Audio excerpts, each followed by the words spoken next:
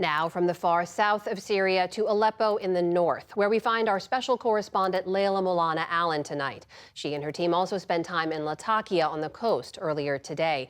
So Leila, as we heard from ousted President Bashar al-Assad for the first time today, tell us more about what exactly he had to say. So indeed, this was the first time that anyone in Syria has heard from him since, as everyone thought, he fled on the 7th of December when it became clear that rebels were about to take Damascus.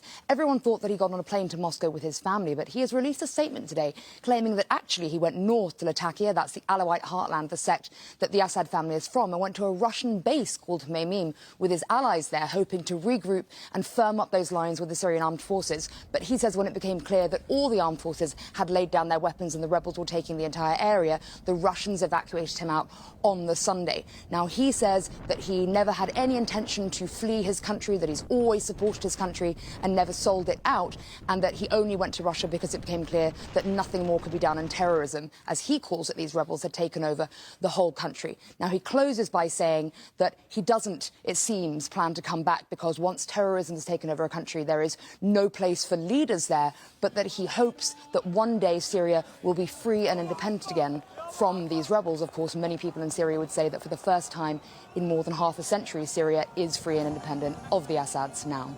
And Leila, tell us more about that Alawite heartland in which you spent time today, where the Assad family is from and where, as you say, he passed through as he fled Damascus on his way to Moscow. What did people there tell you about how they view the fall of the Assad regime?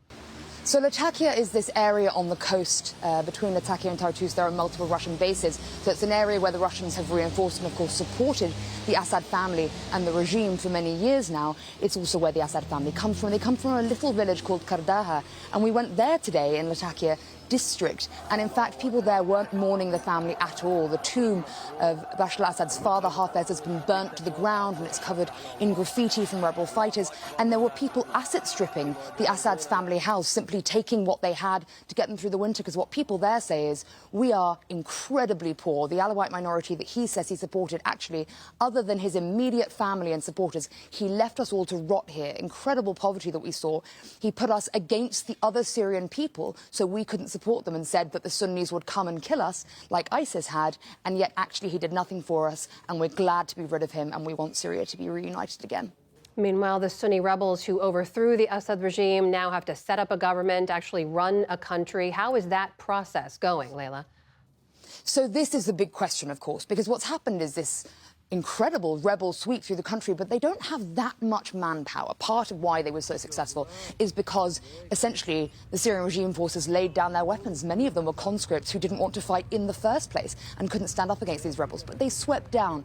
They don't have enough manpower right now to run the whole country, to man the whole country. So they're going to have to make decisions pretty quickly about whether they're going to bring other groups on board, potentially bring former soldiers on board, potentially work with the Kurds in the northeast. We are starting to see a little bit more organisation. When we came through the border from Lebanon a week ago, there wasn't a soul on the Syrian side. HTS has now said that from tomorrow morning, all the borders with Turkey, Jordan and Lebanon will be closed on the Syrian side until they've managed to make some sort of organisation to have visa stamps again, to have people manning those borders. We're also starting to see more checkpoints popping up now, where people are searching cars. These fighters are allowing people through quite freely, but they are checking who is travelling. And one of the reasons, of course, is they're trying to apprehend people from the Assad regime's time who are responsible for crimes against the Syrian people. And that question of justice is going to come in pretty soon. How will justice be administered? We've seen a couple of administrators from the regime tackled and dragged through the streets with violent treatment.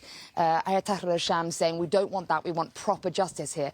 And just a few little concerns starting to pop up about this liberalisation agenda. People not sure if it's really true. Some women starting to report problems. Some female judges saying they've been told by fighters they won't be allowed to keep serving. Now, that could be individual fighters, but pretty soon the commander of HTS, Ahmed al-Shara, who has renamed himself from his former jihadi name, is going to have to make some decisions about how he's going to institute discipline among these fighters if they're going to properly organise the country.